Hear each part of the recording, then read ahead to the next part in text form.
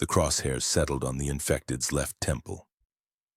400 yards out, wind 3 miles per hour from the left, temperature 62 degrees, humidity 40%. All the numbers lined up perfectly in my head like they always did. "Send it," I whispered. The SR-25 kicked against my shoulder. Through the scope, I watched the infected's head snap back, the body crumpling mid-lunge. The family it had been charging, a mom, dad, and 2 kids, froze for a second, then scrambled into a nearby building. They'd never know who saved them. That's how I preferred it. "Clean shot, Reaper." Bishop's voice crackled through my earpiece. He was 50 yards to my left, spotting for me like he'd done 100 times before. "That's 23 for you this week. I'm at 19. "Quality over quantity, asshole," I said. "You're already packing up the rifle." "Oh, that's how we're playing it." I allowed myself a small smile. 2 weeks into the apocalypse, and we'd turned zombie hunting into a competition. Some people might call that sick. I called it maintaining professionalism. "My name's Axel Wolf. Most people call me Reaper, a nickname I earned in Afghanistan after my 100th confirmed kill. Not bragging, just facts. 8 years Army Ranger, 2nd Battalion, Sniper Division. 3 tours, more dead tangos than I care to remember, and 1 piece of shrapnel in my shoulder that ended my career. Now I was hunting a different kind of target. Bishop and I had set up our operation in an abandoned Brinks armored car depot in Seattle's industrial district. The building was a fortress, reinforced concrete, vault doors, enough security to make a paranoid billionaire jealous. When the rabies outbreak hit and people started eating each other, we didn't run. We adapted. "Movement on your 6, Bishop said. 3 infected shambling type. You want 'em or should I?" I glanced at my kill log. 23. Needed 25 to feel complete. OCD was a bitch even during the apocalypse. "I'll take them. Good practice." 3 shots, 3 seconds, 3 bodies, 26 total. Better. We met back at the depot an hour later. Bishop was already at the workbench field stripping his .50 caliber with the care most people reserved for their firstborn. 6'10", built like a tank, completely bald and sporting a beard that would make a lumberjack jealous. He looked more like a biker than a former Marine Scout sniper, but I'd seen him make 1,000-yard shots in sandstorms. "Family you saved showed up while you were out," he said, not looking up from the weapon. "Brought supplies, canned food, batteries, some medical stuff." "They say anything?" "Wanted to know who their guardian angel was." He grinned. "I told them we charge for guardian angel services. They can either pay or learn to shoot." This was our new business model. We kept our sector clear of infected. In exchange, survivors paid us in supplies, fuel, ammo, intel. Simple transaction. We weren't heroes, we were contractors doing a job. A knock on the reinforced door interrupted us.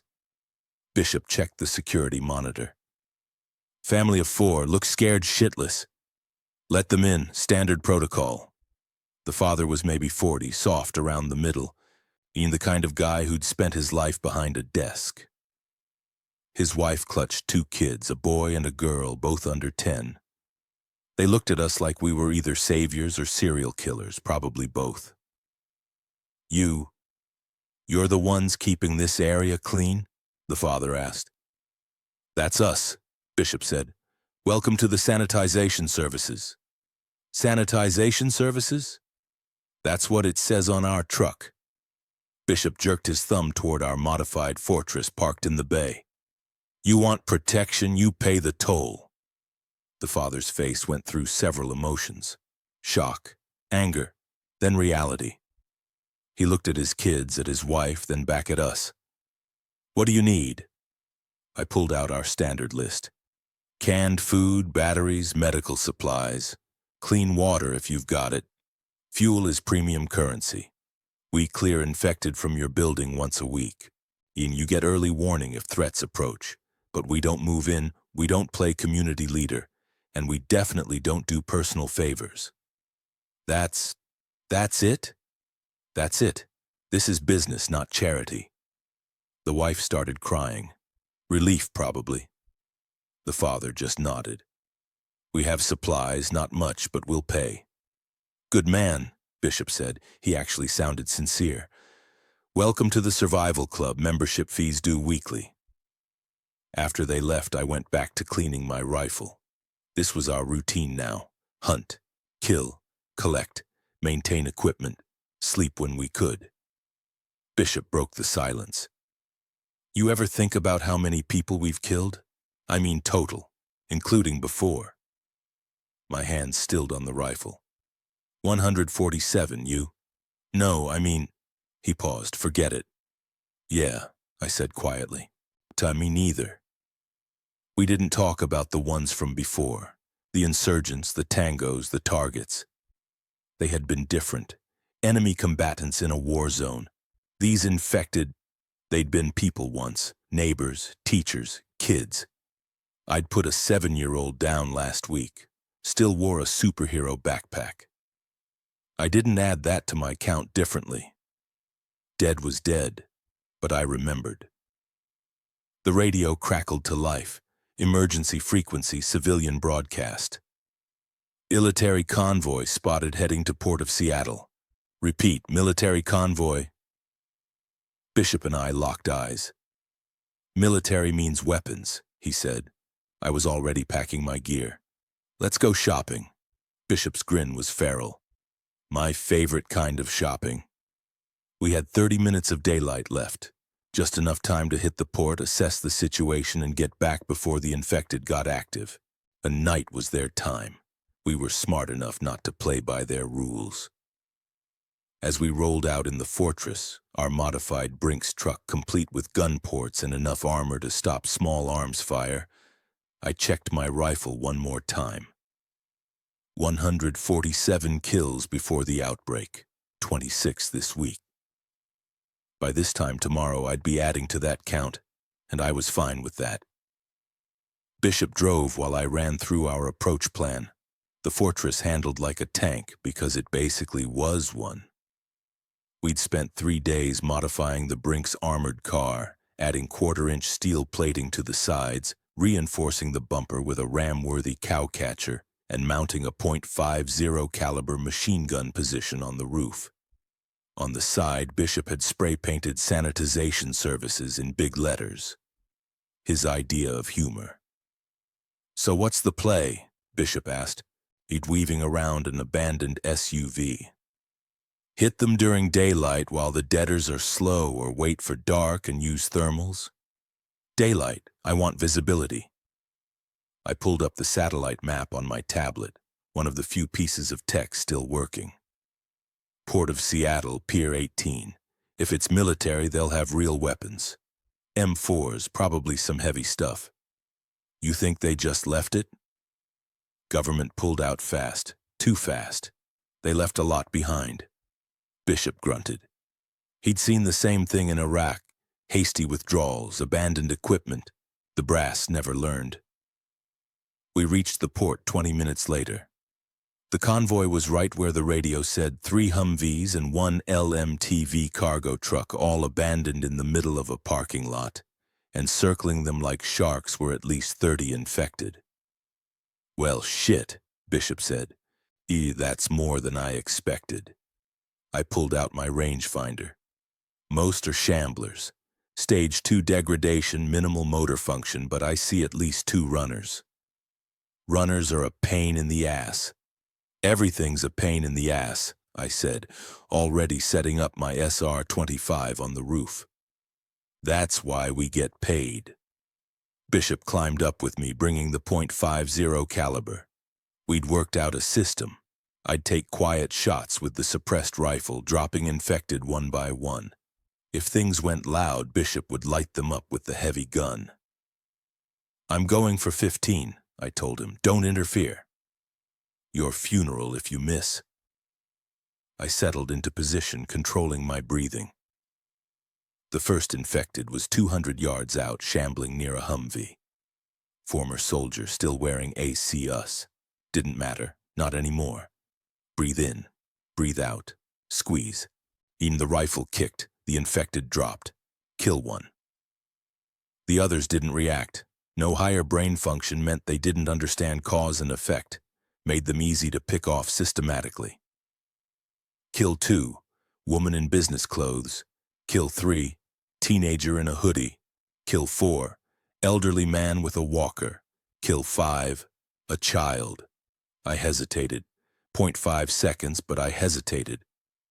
You're slowing down, old man, Bishop said. Shut up, spotting. The kid, couldn't have been more than 7, dropped. I didn't let myself think about it. Kill 6 through 10 went smooth. A mutant showed up on number 10. Bigger, faster, more aggressive than the standard infected. Took 2 shots instead of 1. Headshots were the only guarantee. 13 down, Bishop observed. You're almost there. That's when infected number 13 fell wrong, and the body hit a car hood loud enough to echo across the port.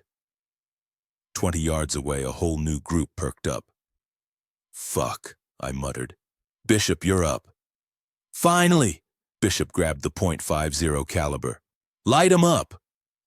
The heavy gun roared to life. Brrrt! Brass casings rained onto the fortress roof like angry hail. Bishop was laughing, actually laughing, while turning infected into red mist. You want some? Come get some! Conserve ammo, I yelled over the gunfire. We're about to raid a military convoy. We'll have plenty. He had a point. The .50 caliber did its job. 20 infected became 20 corpses in about 30 seconds. But the noise attracted more, another group shambling out from a nearby warehouse, including 2 runners. Runners were infected that had died recently enough to maintain full motor function. Fast, aggressive, and smart enough to be really dangerous. Runners, 3 o'clock, I called out. Bishop swung the gun. The first runner took 3 rounds center mass before the 4th caught its head. The second one got close enough that I had to switch to my M4 carbine. Too many, I said. Fall back, circle around. Bishop didn't argue. He knew when to push and when to retreat. That's what kept us alive. We dropped into the fortress, Bishop floored it, and we drove straight through the remaining infected. The cowcatcher worked perfectly. Bodies bounced off or went under the wheels. Efficient. We circled the block, waited 10 minutes, then came back. The convoy was clear. We had maybe 30 minutes before more infected showed up. Go time, I said. The haul was better than expected. 6 M4 rifles, 12 M9 pistols, cases of ammunition, body armor, NVGs, medical supplies, and Bishop's personal favorite, an M240B machine gun with ammo. Christmas came early, he whooped, literally hugging the machine gun. Focus, keep loading. In the LMTV's truck bed, I found something interesting, a military case locked with classified markings. I picked the lock in 30 seconds. Army had taught me that. Inside, maps, marked with locations. Emergency supply cache, classified. One location was circled in red. Fort Lawton bunker, weapons. Bishop, look at this. He glanced over. Fort Lawton, that's Discovery Park. Underground bunker, Cold War era. I studied the map. The bunker was supposed to be decommissioned. But the marking was recent. Someone had been there after the outbreak started. And think there's anything good? Only one way to find out. We finished loading, took everything that wasn't bolted down and some things that were. As we drove away, I noticed Bishop's hands shaking slightly on the wheel. You good? I asked. Kid infected. Number 10 in your count.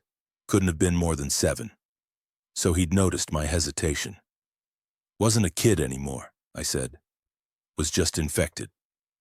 I know. Doesn't make it easier. No, it doesn't. We drove in silence for a while, then Bishop said, You want me to add it to my count instead? Even things out? No, I keep my count honest. He nodded slowly. That's what makes you better than me, hermano. We're the same, just different styles. Bullshit. You got a code. I just got reflexes. I didn't argue. Maybe he was right. Back at the depot, we unloaded everything and celebrated with whiskey. Bishop counted ammo while I updated my log. Total kills, 36, including one child aged approximately 7. I didn't write the kid's description, just the number.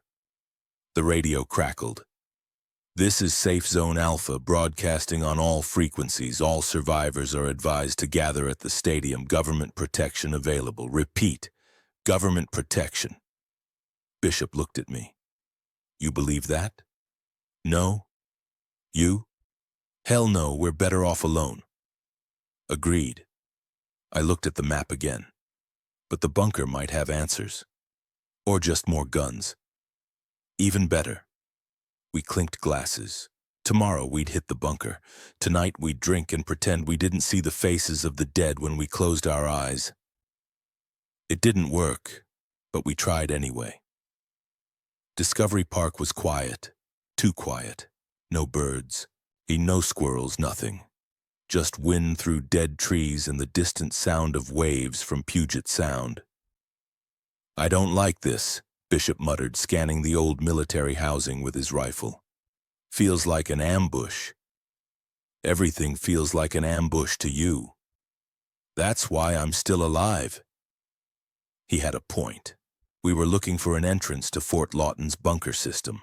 Cold War relics that were supposed to be sealed off decades ago. According to the map, the entrance was near the old parade ground, hidden under a collapsed building. It took us an hour to find it.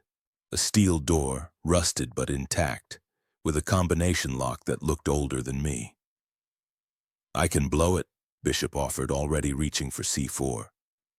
And announce to every infected in Seattle that we're here? No. I knelt by the lock, studying it. This is military. Had they always used the same combinations? What, like 1, 2, 3, 4? Close. I tried the most common code. 0, 0, 0, 0. Click. Bishop stared. You're fucking kidding me. Lazy security happens all the time. I pulled the door open. Darkness beyond, and the smell of stale air. NVGs. We activated our night vision goggles, military grade from yesterday's convoy raid, and descended into the bunker. The corridor was long, concrete, reinforced. Signs on the walls, authorized personnel only. Munitions storage section B. Jackpot, Bishop whispered. The armory was massive, rows and rows of weapon racks stretching into darkness. I'd seen military armories before. This one was bigger than most. M16A4S, M4A1S, M24 sniper rifles, M107.50 caliber anti-material rifles, M110 SASS, M240B machine guns, M249 SAWs, pistols by the hundred, grenades, frag, e-smoke, flashbang, C4 explosives, and ammunition, pallets of it. Bishop was literally speechless. For 30 seconds he just stood there, mouth open. Then, I think I just came. Professionalism, Bishop. Fuck professionalism, look at this! He ran to an M107. This is a .50 caliber anti-material rifle. You can kill a tank with this, or a building, or a really big zombie. We call them infected. I call them targets. He was practically vibrating with excitement. Reaper, I love the apocalypse. I had to admit it was impressive.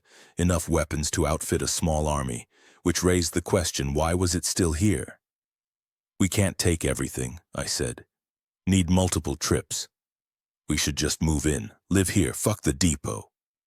Too isolated, no escape routes if we get cornered. I started making a mental inventory. And we take essentials now, secure the location, come back for more. We loaded up. M24 and M110 sniper rifles for precision work. M240B machine gun because Bishop insisted. Grenades, ammo for our current weapons. C4, NVGs, tactical gear. This is like $2 million worth of equipment, Bishop said, loading the fortress. Was $2 million. Now it's priceless. Think anyone else knows about this place? Probably. That's why we're setting up security. I rigged the entrance with tripwire alarms while Bishop, because he was Bishop, planted C4 charges near the door with a dead man's switch. Anyone tries to breach, whole thing collapses, he explained. That's our stuff in there. Rather destroy it than let raiders have it. Sound logic, actually. We were halfway to the fortress when the motion sensors triggered. It infected, 15 of them drawn by our activity. The corridor became a kill zone. This is what I'm talking about. Bishop set up the M240B feeding belt ammunition. Cover your ears! Brrrt! The machine gun was obscenely loud in the confined space. Infected shredded like paper. Blood and bone fragments painted the concrete walls. Bishop was grinning like a maniac. Conserve ammo, I yelled. We have a bunker full. Let me have this. I couldn't really argue. We did have a bunker full. The drive back was triumphant. Bishop couldn't stop talking about the M107, the grenades, the possibilities. I was already planning our next operation. We can clear entire neighborhoods now, I said. Charge premium rates, Bishop added. Expand territory. Build an empire. We looked at each other. This was really happening. 2 weeks ago, we were just trying to survive. Now we were planning to become the biggest security contractor in post-apocalyptic Seattle. We're really doing this, I said. Fuck yeah, we are. The radio crackled. Different frequency this time, civilian, local. Hello? Is anyone receiving? This is Maria Santos, representative for the Riverside apartment complex. We heard you're the guys who keep sectors clear. We need help. Our building is surrounded. We have supplies, but no way out. Bishop raised an eyebrow. I keyed the mic. This is Reaper. What's your payment? Pause. Then, we have a fuel truck, full tank, 2,000 gallons. Bishop and I exchanged looks. 2,000 gallons of diesel was enough to run the fortress and power the depot for months. We'll be there in 1 hour, I said. Stay inside. I don't open doors for anyone except us. Thank you, oh God, thank you so much. Click. 2,000 gallons, Bishop said. Our biggest job yet. How many infected, you think? I pulled up the thermal drone footage. Yes, we had a drone. Estimate 80 to 100. Just 100? I'm insulted. This is serious, Bishop. I'm being serious. After the bunker haul, this is going to be easy. Maybe. Or maybe we were getting cocky. I started planning the operation. Clear the infected, collect payment, establish long-term contract. Simple in theory, but combat never went according to plan. We geared up. Body armor, extra ammunition, grenades. Bishop took the M240B, said he wanted to break it in proper. Rules of engagement? I asked. Kill everything that moves? Except the clients. Right. He'd accept them. We fist bumped. A stupid gesture maybe, but it felt right. Let's go to work, I said. The fortress rumbled to life. Through the windshield, Seattle stretched out before us. Dead, burning, overrun. Our city now, our territory. We were the apex predators. And business was about to boom. The Riverside apartment complex was a 12-story building in what used to be Capitol Hill's nice section. Now it was surrounded by infected, shambling, moaning, clawing at the doors and first-floor windows. Through the thermal scope, I counted 83 distinct heat signatures. Close enough to my estimate. Phase 1, I said. We draw them out. Bishop grinned and activated the fortress's external speakers. Death metal blasted across the parking lot at maximum volume. Metallica's Master of Puppets. Appropriate. And the infected reacted immediately. Heads turned. Bodies shambled toward the sound. Simple stimulus response. No higher thinking required. We parked the fortress 100 yards from the building. Perfect killing field. The infected swarmed toward us like moths to a flame. Phase 2, I said. Bishop climbed onto the roof, manning the M240B. I stayed inside, monitoring the exits and calling out targets. 60 contacts and closing, I reported. Runners at 3 o'clock. I see 'em, Bishop aimed. Light showtime. The M240B opened up. Bert! Controlled bursts, sweeping across the infected horde. Heads exploded, bodies dropped. Brass casings rained onto the fortress roof like lethal confetti. Come get some! Bishop roared over the gunfire. I'd seen him like this before, in Fallujah, clearing buildings. He was in his element. If violence wasn't just his job, it was his art form. 3 o'clock, runners, I called out. Bishop pivoted the machine gun. The runners were fast. Former athletes, maybe, or just died recently enough to maintain muscle memory. They zigzagged between cars, trying to flank us. They didn't make it. Bishop cut them down with a sustained burst. 20 seconds of firing. 30 infected down. Cease fire, I ordered. Phase 3. The music died. The remaining infected scattered, disoriented. Time for precision work. I exited the fortress with my SR-25, switching to methodical headshots. One target at a time. Breathe, aim, squeeze. The infected didn't know they were being hunted until they were already dead.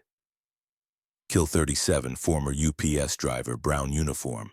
Kill 38, teenager in a Seahawks jersey. Kill 39, woman in yoga pants. Kill 40, office worker, tie still knotted. I count 73, Bishop called down. 74, I corrected. One tried to hide behind a dumpster. Show off. The apartment residents emerged cautiously. 50 families, Maria had said. I saw mostly elderly people and children. The young and strong had either fled or died early. Maria Santos was mid-40s, former teacher with the commanding presence of someone who dealt with unruly 6th graders. She walked straight up to me, hand extended. You actually came. I shook it. We're professionals. Now about that fuel truck. She smiled slightly. Direct. I like that. It's in the parking garage. Protected. Bishop climbed down, still carrying the M240B. Several kids stared at him like he was a superhero. He winked at them. You two did all this? Maria asked, looking at the bodies. That's what you paid for, I said. Will you keep protecting us? That's a separate contract. She didn't flinch. Name your price. We negotiated in her apartment, 9th floor, good defensive position. Monthly protection. Supplies equivalent to 200 gallons of diesel. We'd clear infected weekly, provide early warning of threats, but we wouldn't live there or get involved in community politics. Deal, Maria said. You've given us hope. We've given you time, Bishop corrected. Hope is on you. As we loaded the fuel truck into our convoy, motion sensors pinged, not infected, human signatures, armed. We're being observed, I said quietly. Bishop's hand drifted to his sidearm. I see them, rooftop across the street. 6 contacts. All armed. Weapons, rifles, military grade. A bullhorn crackled to life. Nice work, fellas. How about you share? I activated our external comms. This is our contract, our territory. Leave now. Or what? You'll shoot? We got numbers. Bishop raised the M240B suggestively. The voice laughed. I'm Crown. We run Capitol Hill. Heard about you two. The sanitizers. There was genuine amusement in his tone. Impressive operation, but you're in our expansion zone. Bullshit. Bishop muttered on our private channel. Let him talk, I replied. Crown continued. We can work together. You clear infected, we manage survivors. 60-40 split, we get 60. Fuck that, Bishop said over the open channel. I shot him a look. To Crown. Give us 24 hours, we'll consider your offer. Smart. And we'll be in touch. The armed group melted away. Professional. Organized. Not random raiders. Maria approached, worried. They're not good people, they extort, they steal, they hurt people who don't comply. We know their type, I said. Will you fight them? I looked at Bishop. He shrugged. Back to Maria. Depends on the price. That night at the depot, we assessed. We should have shot them, Bishop said, cleaning the M240B. 6 now. How many in their whole gang? Don't know. Exactly. Intel first, killing second. You're no fun. I'm alive. That's more fun than dead. We used our drone, thermal imaging, silent approach. Found the King's headquarters, a former police station, ironic.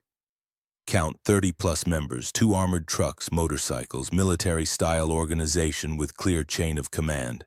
Yes, these aren't raiders, I said. They're paramilitaries. So what's the play? We negotiate from strength. I sent a message. Meeting. Pike Place Market. Neutral ground. Tomorrow noon.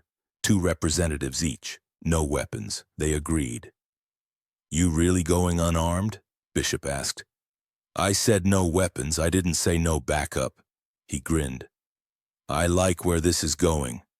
I pulled up the market map. Overwatch position here, 400 yards. You'll have clear line of sight with the SR-25. If it goes south, drop their leader first. Then we extract under covering fire. With pleasure. We spent the rest of the night preparing. This was the kind of operation we'd trained for. High-stakes negotiation backed by lethal force. The difference was our targets used to be Taliban. Now they were Americans. Didn't change the tactics, even though survival was survival. Pike Place Market looked like a ghost town. Abandoned stalls, rotting produce, seagulls, the only living things beside us picking at God knows what. I walked in alone, supposedly. 400 yards away, Bishop was on a rooftop with the SR-25, watching through his scope. He could drop a target at this range while eating a sandwich. I'd seen him do it.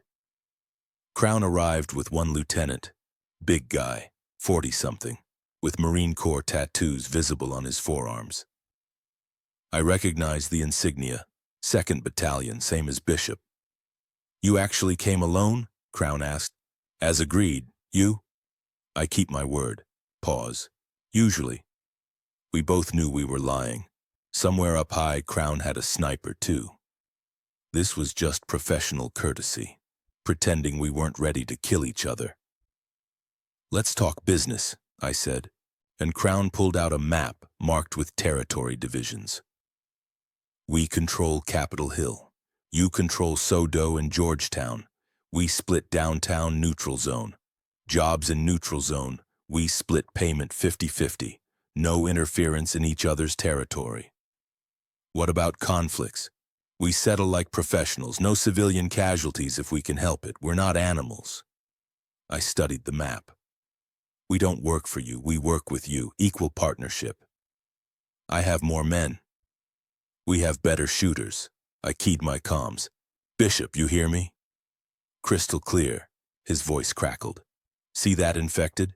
450 yards moving behind that fish stall? Got him. To Crown. Watch. Crack. The infected's head exploded. Crown's lieutenant jumped, hand going to his concealed weapon. Crown held up a hand, impressed despite himself. Nice shot.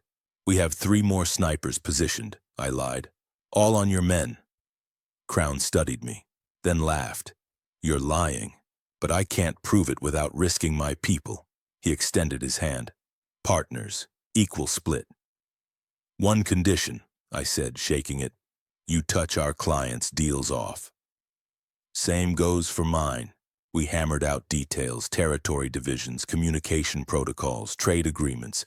We had weapons, they had food networks, joint operations for major infected clearances.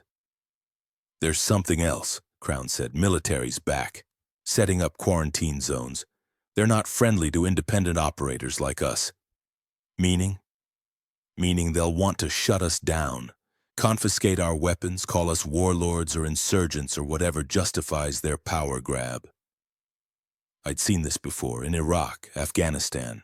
The military never trusted local forces, even allied ones. We might need to cooperate against them too, Crown continued, one problem at a time. Fair enough, Crown stood. For the record, I only had 2 snipers. I only had 1. We both laughed. The kind of laugh warriors share when they've successfully avoided killing each other. We're gonna make a lot of money together, Crown said. Or die trying. That's the spirit. Over the next 2 weeks, business boomed. 5 neighborhoods under protection. Regular supply income. We hired 4 more shooters, all ex-military, all vetted. Bishop started calling it an empire. I called it survival. Then the government showed up. Colonel Anderson arrived with a full military escort. 20 soldiers, 2 Humvees, enough firepower to level the depot if they wanted. Impressive operation you've built, Anderson said. Clean uniform, parade ground posture. Lifer officer. We're consolidating survivor groups. We want you to join us. Work under government authority. Legal immunity, military support, the works. What's the catch? I asked. You surrender all weapons to federal control. Operate only under our orders. Bishop laughed. That's a hard no. Anderson's expression hardened. I was hoping you'd cooperate. We prefer independence, I said. Independence has consequences, Mr. Wolf. He stood. You have 48 hours to reconsider. After that, we'll have to treat you as hostile insurgents. And you know how that ends. After they left, Bishop was pacing. Let them come. We've got a bunker full of weapons. Against the U.S. military, we'd last a day, maybe 2. So what's the play? I'd been thinking about this. We need leverage, something they want more than our compliance. Like what? Information about the outbreak origin, if we can prove government negligence. Blackmail? Insurance. The radio crackled. Emergency broadcast. Attention. Mutant outbreak in University District, multiple casualties, all units respond. Bishop and I looked at each other. University District, I said. That's where the outbreak started, UW Medical Center. So we go investigate? We go investigate. Because if the government was involved in creating this nightmare, proof was worth more than gold. It was worth our lives. University District looked like hell's waiting room. Cars piled up in intersections, buildings burned out, bodies everywhere, some fresh enough to attract flies, in others old enough to be part of the landscape. Remind me why we're doing this? Bishop asked, navigating the fortress around a crashed bus. Because knowledge is leverage. I preferred when our job was just shooting zombies. Infected. Whatever. Dead fuckers trying to eat us. UW Medical Center loomed ahead, a massive complex that had probably saved thousands of lives before the outbreak. Now it was a tomb, and according to the reports, it was full of mutants. We'd encountered mutants before. Standard infected were predictable, shambling, attracted to noise, easy to kite and kill. Mutants were different, faster, stronger. Some showed problem-solving skills. We'd killed one last week that had figured out how to open doors. Can't drive in, I said, checking thermal imaging. Too many contacts, in too many unknowns. So we walk into the zombie hospital, infected hospital. And yes, Bishop sighed, I hate you sometimes. No, you don't. No, I don't. We geared up for close quarters. SR-25 suppressed for me, M4 carbine backup. Bishop took his M4 and a sawed-off shotgun he'd been working on, plus C4 because Bishop always brought C4. Objective, Lab Level 3, I said, reviewing the building layout. Find research data, get out alive. That last part's my favorite. Moving through the hospital was like walking through a nightmare. Emergency lighting cast everything in red. Blood on the walls, handprints, drag marks, bodies in white coats. The infected were dormant, seeking shade from the daytime heat. We moved quietly, carefully. Standard room clearing. I'd enter first, check corners. In Bishop would follow, watching R6. Third floor, nothing. Fourth floor, nothing. Stairwell down to the research levels. Something moved in my peripheral vision. I spun, rifle up. Nothing there, just shadows. Reaper, Bishop whispered. Thought I saw something. Your spidey sense tingling? Yeah? Then we move faster. Lab Level 3 was accessed through a ventilation shaft. The doors were sealed from inside. We crawled through ductwork that smelled like death and antiseptic. The lab was pristine. Emergency power kept it running, terminals active. In a world of chaos, this room was ordered, sterile, wrong. I approached the main terminal. Military cyber training kicked in, bypassing passwords, accessing files. Everything was marked Project Lazarus classified. This is fucked up, Bishop said, reading over my shoulder. And the files spelled it out. Not an accidental outbreak. Intentional. Government-funded research into controlled reanimation. They'd been trying to create soldiers who couldn't die. Patient 0, Lieutenant Marcus Webb, Marine Corps. Volunteered for the program. They'd killed him, then brought him back, then lost control. They made this, Bishop said quietly. The government fucking made this. Video logs showed recent activity. Post-outbreak. Military scientists in hazmat suits collecting samples, taking infected specimens, running tests. They're still studying it, I said. Weaponizing it. I downloaded everything to an encrypted drive. This was what we needed. This was leverage. The download finished. Then the terminal beeped. Alert sent. Oh, that's not good, Bishop said. Facility lockdown initiated. Red lights flashed. And from deeper in the complex, something roared. Not a human sound, not an infected sound, something else. Run, I said, now. The mutants came from everywhere, not shambling, coordinated. 3 of them, one with elongated arms, one with an enlarged skull, one hunched with exposed spinal mutations, all fast, all deadly. Bishop started shooting. What the actual fuck? I threw a grenade, buying us seconds. We sprinted for the ventilation shaft. Behind us, claws on tile. Ahead, more infected pouring from side rooms. We fought through, short bursts, headshots, keep moving. Bishop threw another grenade. The explosion brought down part of the ceiling, slowing pursuit, but not stopping it. The shaft! I yelled. We scrambled up. One mutant, the one with long arms, grabbed Bishop's leg. He screamed, kicked, and shot it point blank with the shotgun. It let go. We climbed. Below, the mutants followed. Bishop planted C4 on the shaft wall. Go! He yelled, just go! I climbed faster. He followed. When we were 20 feet up, boom! The explosion collapsed the shaft. We fell, crashing through into an upper floor. Pain exploded in my shoulder, dislocated, maybe broken. Bishop's leg was bent wrong. Infected were still coming. Can you walk? I asked. Can you? Good enough. I dragged Bishop the last 50 yards to the fortress. We collapsed inside, locked the doors.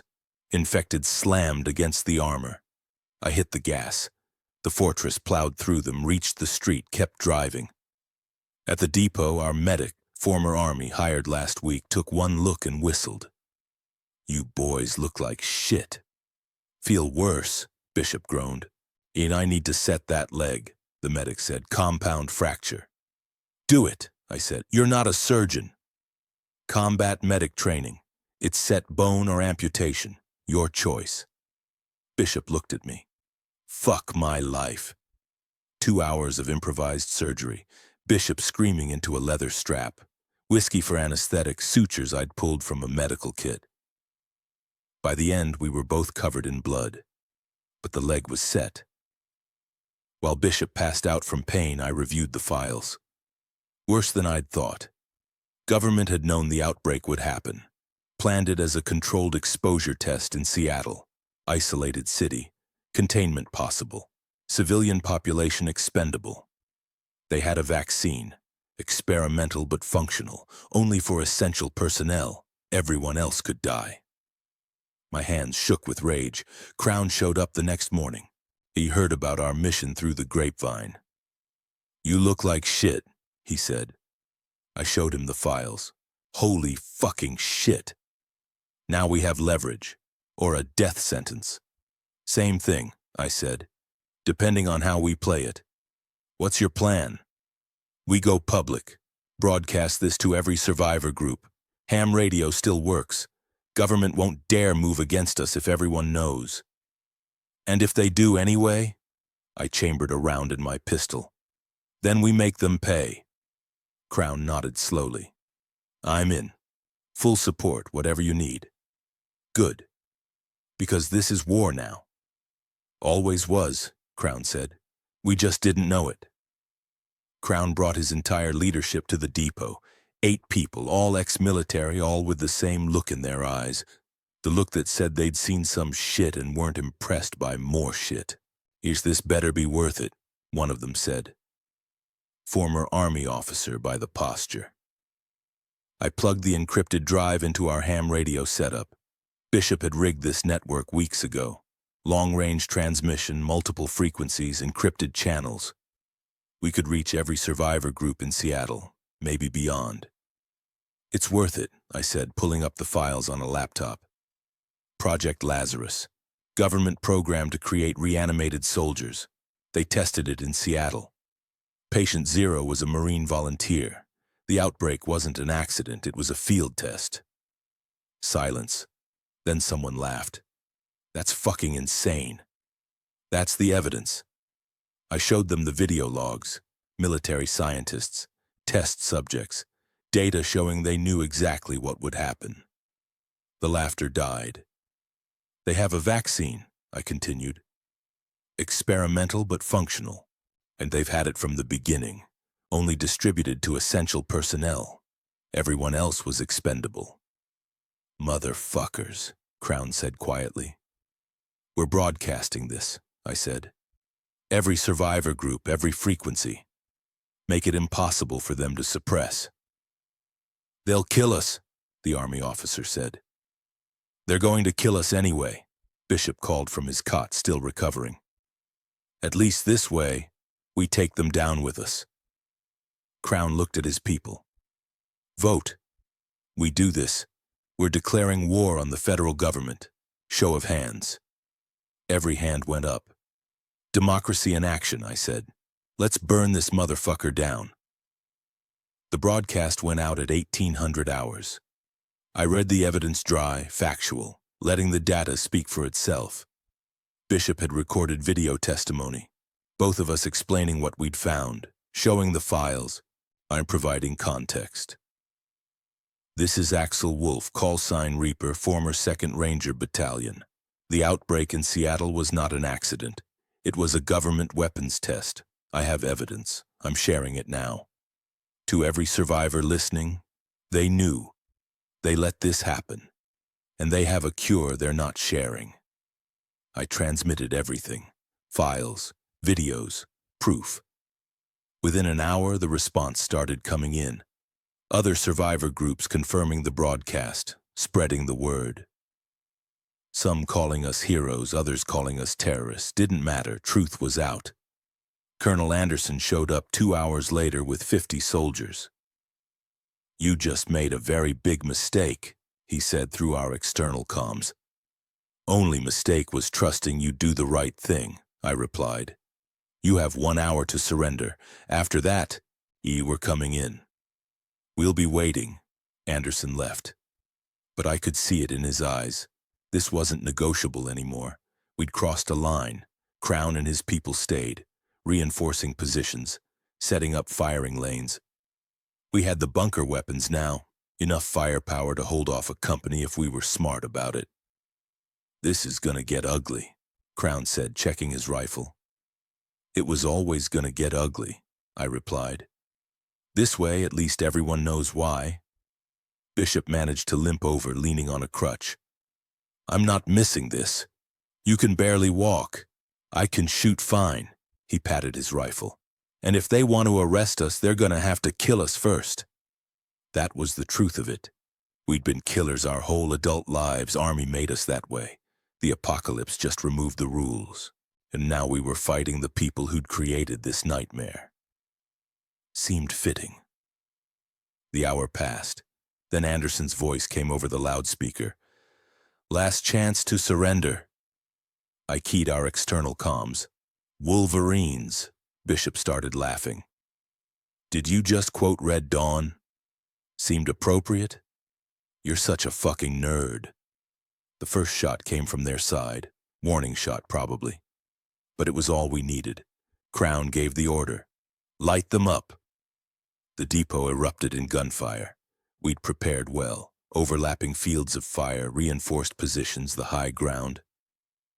Military training versus military force.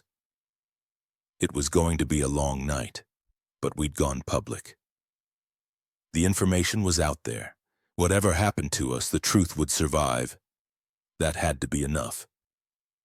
The first assault came at 0200 hours, professional, coordinated.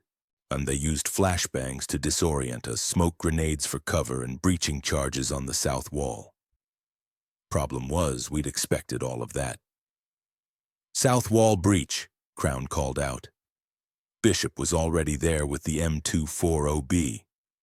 The moment soldiers poured through the hole, he opened up. Brrrr. The machine gun turned the breach into a kill zone.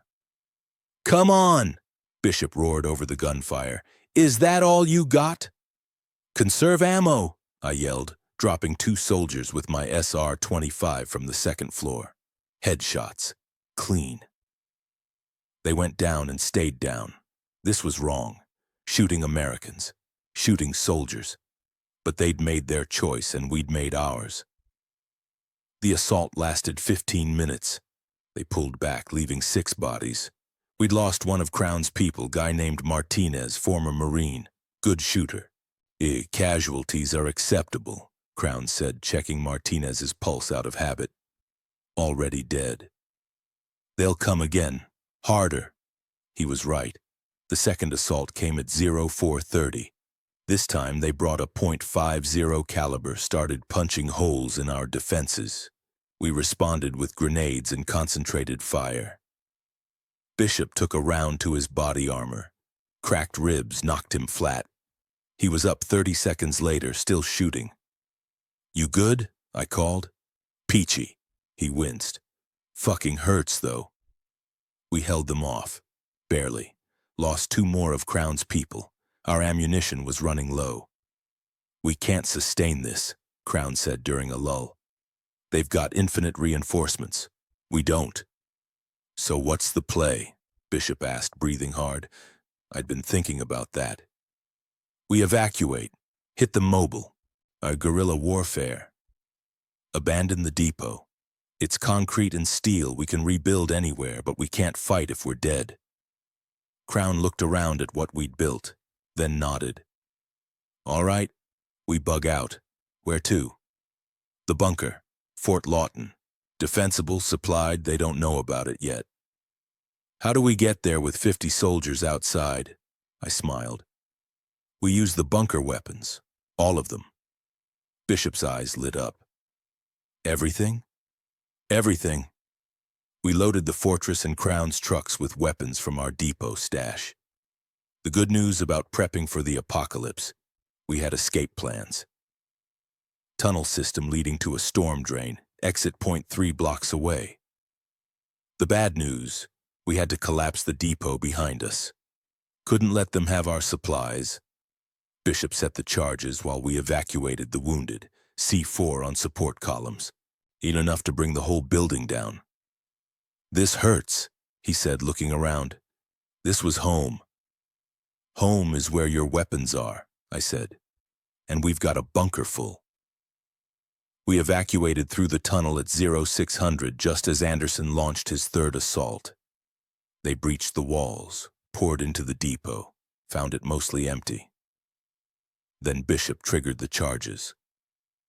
The explosion could be heard across Seattle.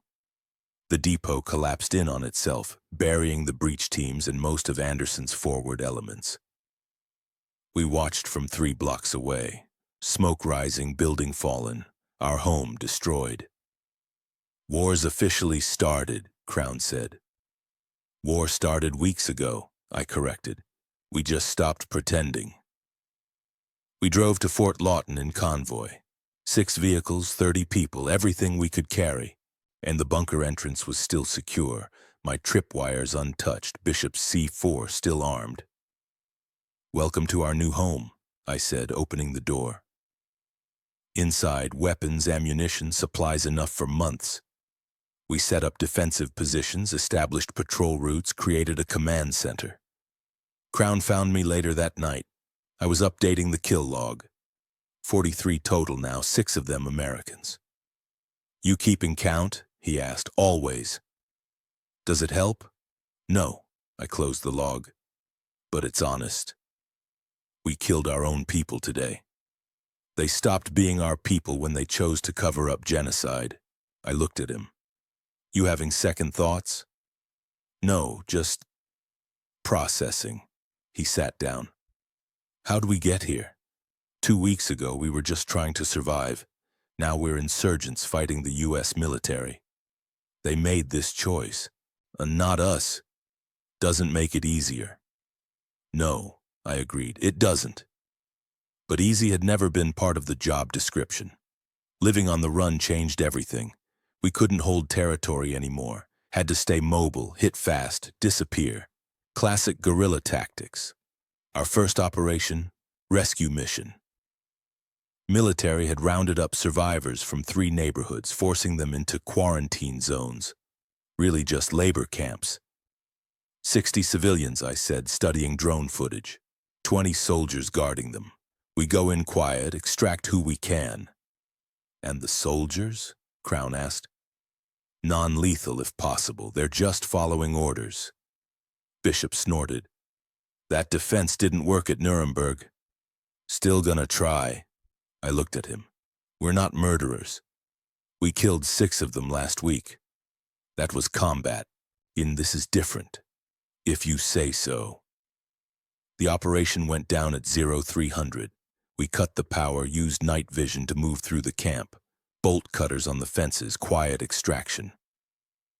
We got 42 civilians out before someone sounded the alarm.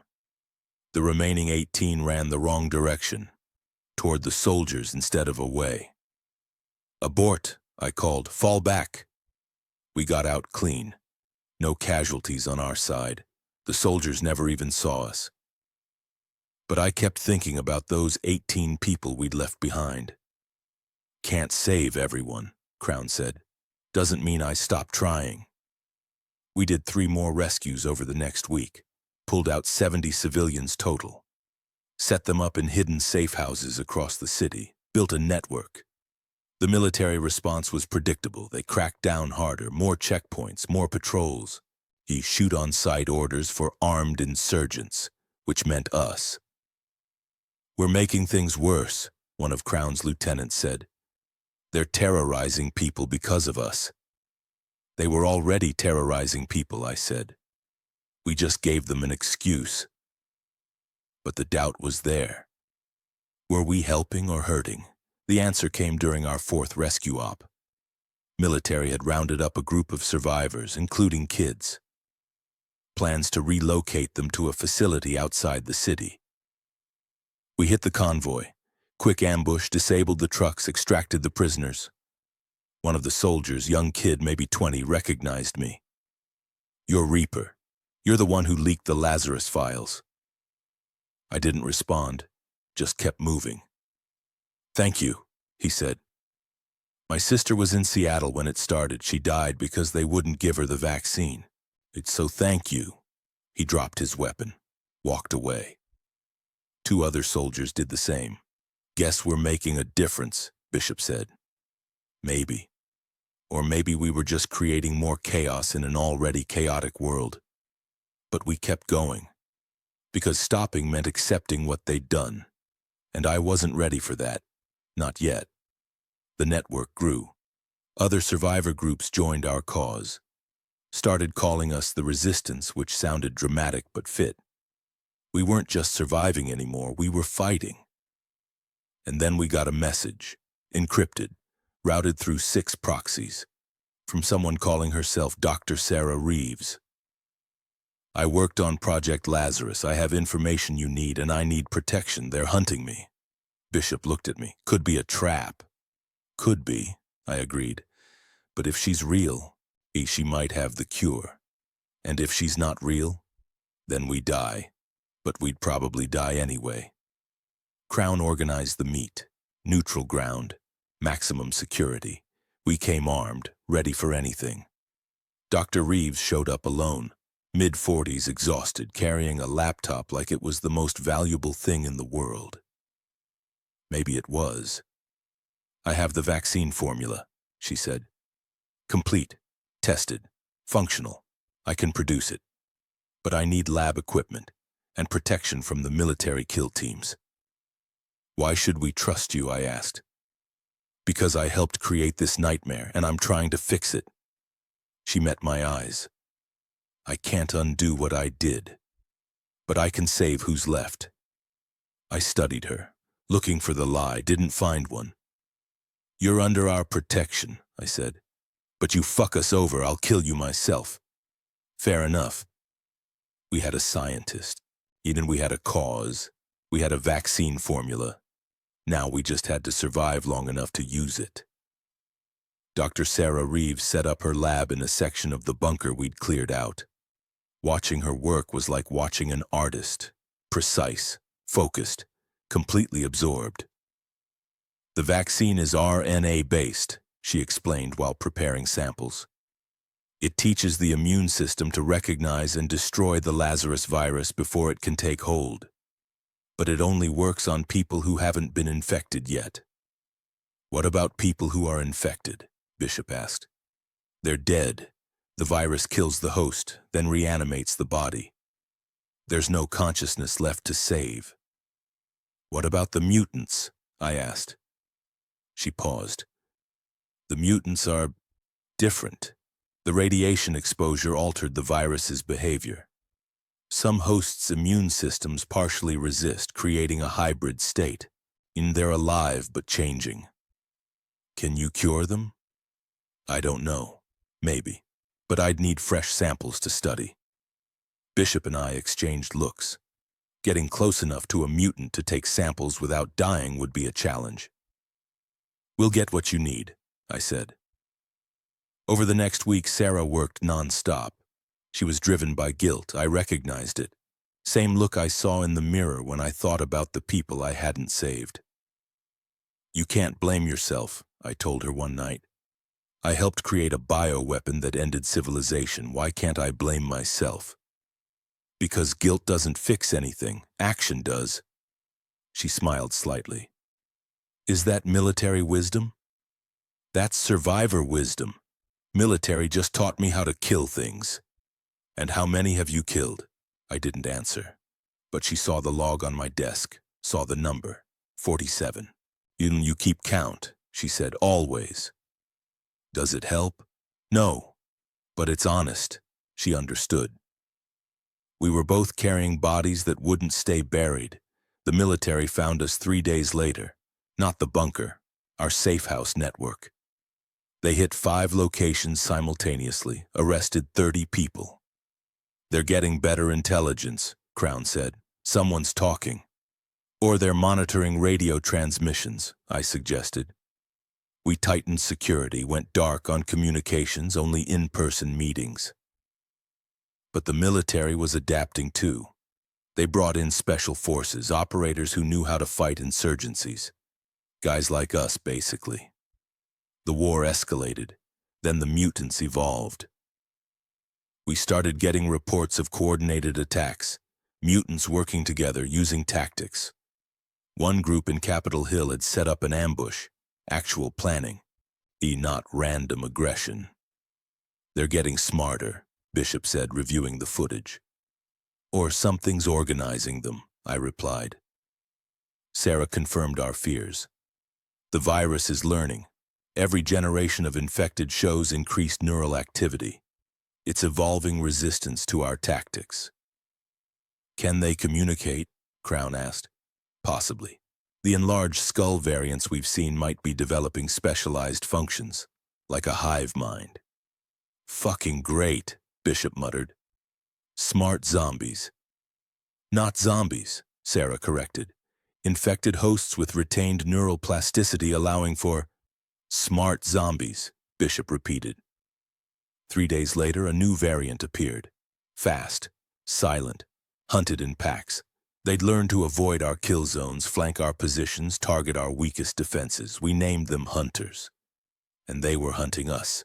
We can't fight 2 wars, Crown said after we lost 5 people to a hunter pack. Military on one side, mutants on the other. We're getting crushed. He was right. We needed allies. I made the call I'd been avoiding. Colonel Anderson, this is Reaper. We need to talk. Anderson met us at neutral ground, an abandoned church in what used to be Fremont. He came with 2 guards. We brought Bishop and Crown. You wanted to talk, Anderson said. Talk. The mutants are evolving, I said directly. Coordinated attacks, pack tactics, intelligence. We can't fight them and you simultaneously. Not my problem. It's everyone's problem. They're not stopping at Seattle. Virus is spreading. Every infected person becomes a potential mutant. You've seen the reports. Anderson's jaw tightened. He had seen them. What are you proposing? Temporary ceasefire, joint operations against the mutant threat. We share intelligence. After the mutants are controlled, we can go back to trying to kill each other. You really think I'd trust you? No. But I think you're smart enough to prioritize threats. Mutants are evolving faster than we can adapt. In a month, they'll overrun the safe zones. In 2 months, Seattle's lost. In 3, the whole West Coast. Bishop added, plus we have Dr. Reeves.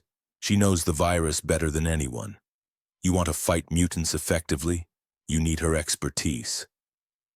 Anderson considered. Military strategy versus political orders.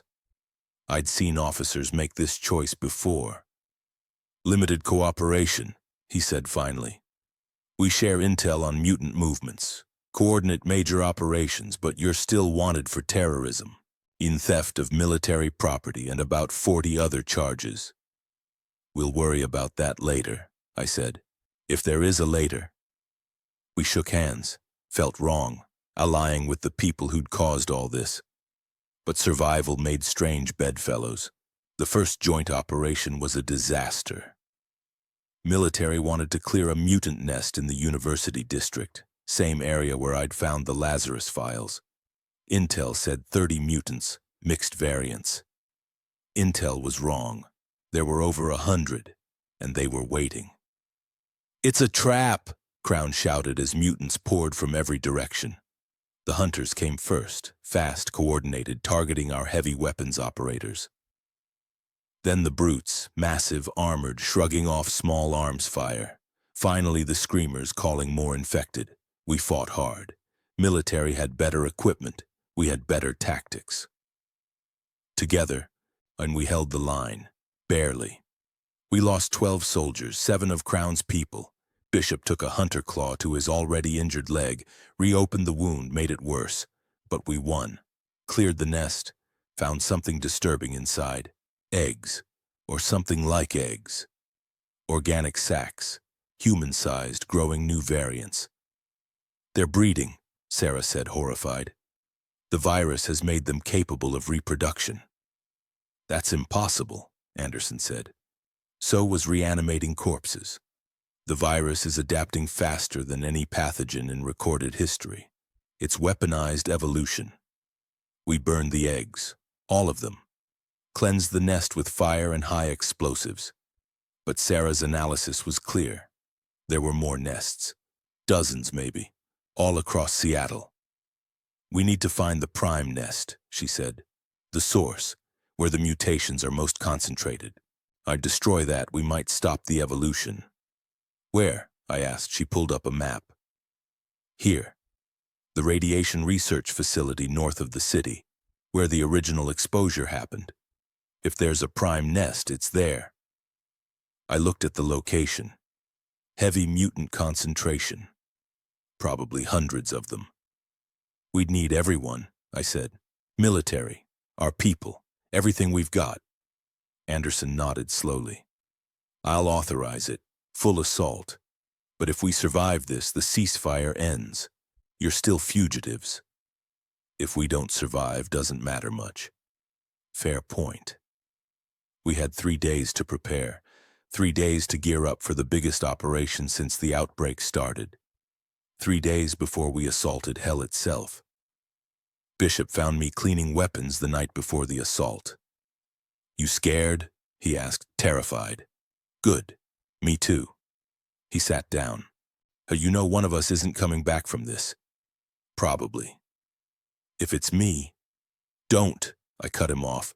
We both come back, that's the plan. Plans change, hermano, just, if it's me, make sure it counts, make sure it meant something. I looked at my best friend, the guy who'd saved my life a dozen times, who made bad jokes and worse decisions and was loyal to a fault. It'll mean something, I promised. He nodded, satisfied. Tomorrow we'd find out who kept their promise. The assault force assembled at dawn. 50 military personnel, 30 of our fighters, Crown's entire organization. Over 100 people armed with everything from the bunker.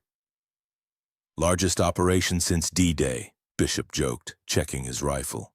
His leg was wrapped tight. He could walk, barely, but he'd insisted on coming. D-Day succeeded, I pointed out.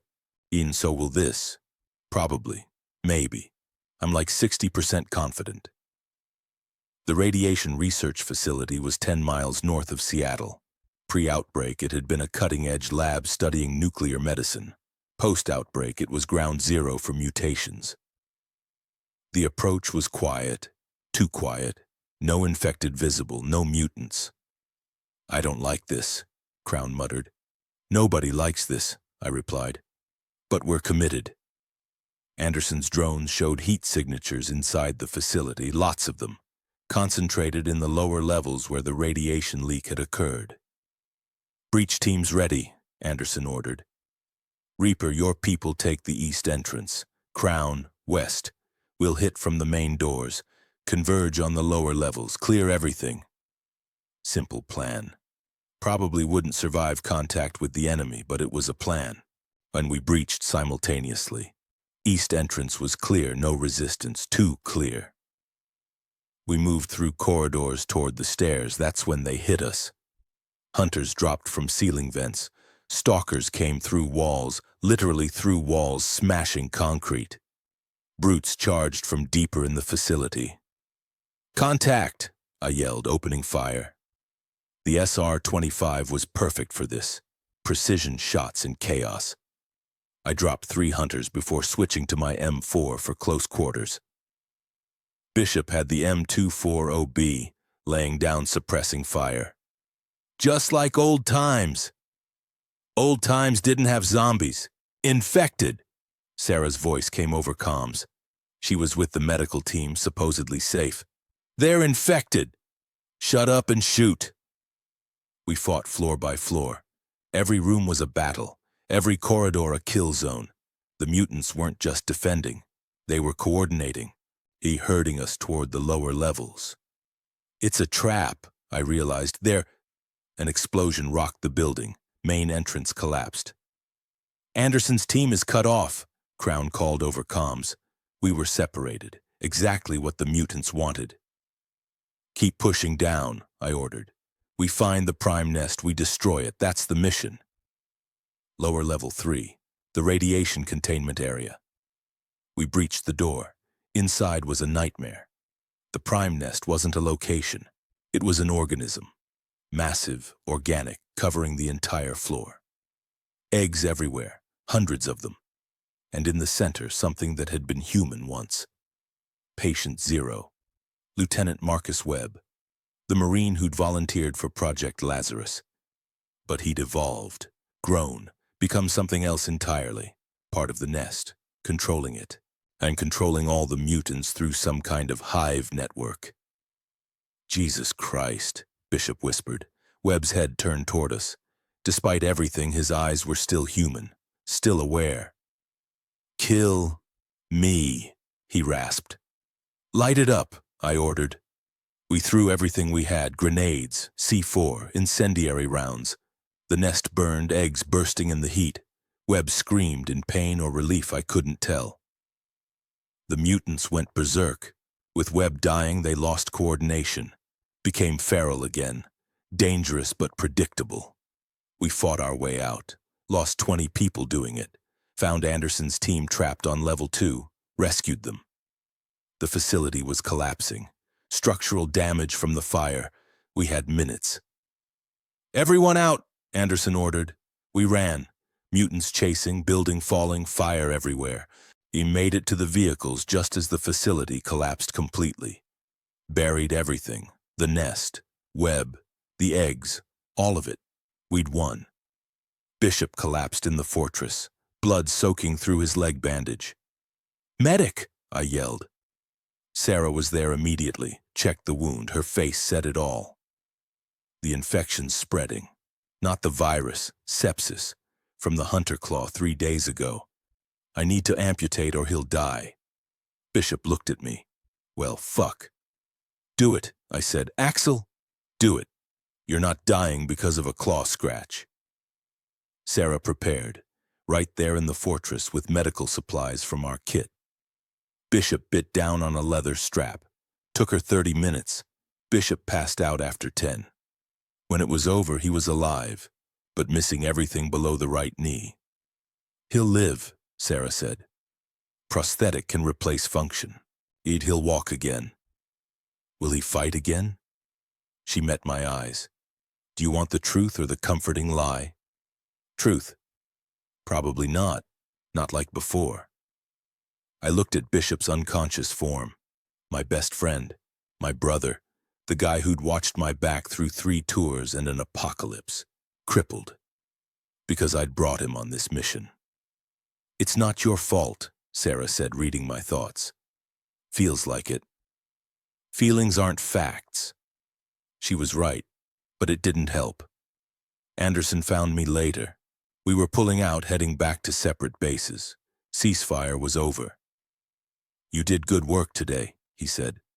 We killed Patient Zero, destroyed the prime nest. Virus evolution should slow. Might even stop, according to Dr. Reeves. He paused. Doesn't change anything between us. You're still wanted. Figured as much. But, officially I never saw you today. Takes time to process battlefield reports. You have a head start. I studied him, understanding passing between soldiers. Appreciate it. Don't thank me. I'm still going to hunt you, just not today. Fair enough. We drove back to the bunker. Bishop woke up halfway there, looked at his missing leg, laughed bitterly. Guess I'm retiring from the apocalypse. Guess so. Axel? Yeah? It meant something, right? Today. All of it. I thought about Webb, about the nest, about the infection we'd stopped from spreading further. Yeah, it meant something. He closed his eyes. Good enough. But I kept thinking, how much more would we have to lose before this was over? 3 weeks after the nest assault, we learned the hard way that killing Patient Zero didn't kill the mutations, and it just made them evolve differently. The new variant appeared in Capitol Hill, smaller than the others, faster, more intelligent. It studied us. That thing's been watching our patrol routes, one of Crown's scouts reported, following our people, learning. We called them stalker alphas, pack leaders, and they were hunting hunters. The first attack came at night. 4-man patrol, all experienced shooters. They vanished without firing a shot. We found the bodies 3 days later, surgical kills. Throats slashed, weapons untouched. They're not eating them, I observed. They're sending a message, Crown said. Second attack, 6-man team, same result, clean kills, no struggle. It's targeting our best people, Bishop said from his wheelchair. He'd been working on designs for a prosthetic, refusing to accept his new limitations. "Ooh, how do you know?" I asked. "Because it's what I'd do. Take out the threats first, then the weak fall easy." He was right. The stalker alphas were studying our tactics, identifying our leaders, systematically eliminating our best fighters. We were being hunted by something that learned from every encounter. "We need to change tactics," I said. "Stop being predictable." "How?" Crown asked. "We have patrol routes, supply runs, defense patterns. Everything we do is predictable because it has to be organized. So we organize chaos." I pulled up a map. Random patrols, no schedules, different routes every time. Never repeat a pattern. That's inefficient. Being dead is more inefficient. We implemented the changes. For 2 weeks it worked. No attacks, no casualties. Then the Stalker Alpha adapted. It started attacking our supply lines instead, hitting convoys between safe houses, cutting off resources, starving us out. "Fuck," Bishop said, reviewing the reports. "This thing's smarter than most people I know." "Can we track it?" I asked Sarah. "Maybe, if I could get a sample, study its neural patterns." She trailed off. "You'd have to capture one alive. Or wounded enough to get close," I said. Bishop and I exchanged looks. "You're thinking what I'm thinking," he said. "Bait trap. Use ourselves as bait." "That's insane. You got a better idea?" He didn't. We set it up carefully, made it look like a routine patrol. Me, Bishop in a transport vehicle, 2 other shooters. Predictable route through Capitol Hill. The Stalker Alpha took the bait, and it hit us at the ambush point we'd chosen. A choke point where Crown's team was hidden in buildings on both sides. The Alpha went for me first, recognizing the threat. But I was ready. I dodged. Bishop opened fire from the vehicle and Crown's team lit it up from concealment. The Alpha tried to flee, took rounds to both legs, went down. We had it. Sarah worked fast. Took blood samples, tissue samples, neural readings. The Alpha was dying but alive enough for analysis. "Incredible," she breathed. "Its brain structure is when it's completely reorganized. The virus isn't just reanimating, it's improving cognitive function. This thing is smarter than it was when human." "Can you kill it?" I asked. "The virus or the host?" "Both." She studied her readings. "The virus, yes. The host, I'd have to try." She tried. Experimental treatment. I adapted from the vaccine, injected it directly into the Alpha's bloodstream. For a moment, nothing happened. Then the Alpha convulsed, screamed, its eyes cleared, actual consciousness returning. "Help!" it gasped. "Please help me!" It was a woman, had been a woman, was becoming one again. "What's your name?" Sarah asked gently. Jennifer Hayes, teacher. Oh God, what did I do?" She remembered. Everything, every person she'd killed while under the virus's control. "It's okay," Sarah said. "You're safe now." Jennifer's eyes widened in horror. Then blood poured from her nose, her eyes, her ears. The virus fought back. Her body couldn't handle the conflict. She died screaming. Sarah sat back, shaken. "The cure works, but only on early infections. Once it reaches this stage, the neural damage is too extensive." "So everyone who's already turned is dead," Bishop said. "Yes." We'd lost the chance to save anyone. The vaccine only prevented infection, couldn't reverse it. "Then we focus on prevention," I said. "Protect who's left. Let the infected die out. Over the next month, we implemented a new strategy. Defensive perimeters, strict quarantine protocols. Anyone bitten was isolated immediately. It was brutal, but necessary. The Stalker Alpha attacks stopped after we killed Jennifer. Turns out she'd been the only one in Seattle. Small mercy. But the victory felt hollow.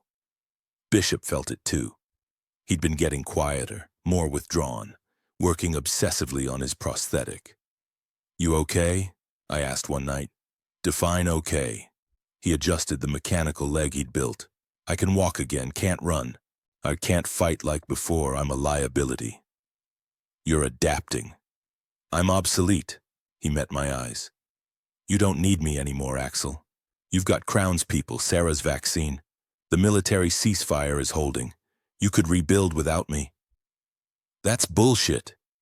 "It's math. Resources are tight. I consume more than I produce, basic survival calculus."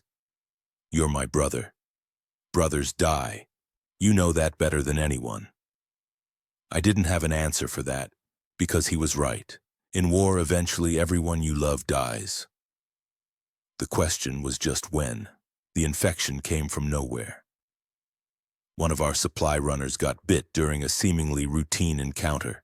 Hid it. Didn't report it. By the time we knew, she'd turned and infected 3 others, including Bishop. He came to me directly, showed me the bite on his left forearm, clean, fresh, even maybe 2 hours old.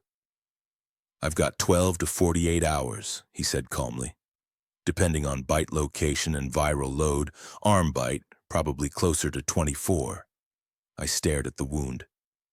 "Sarah's vaccine. Only works pre-exposure, you know that.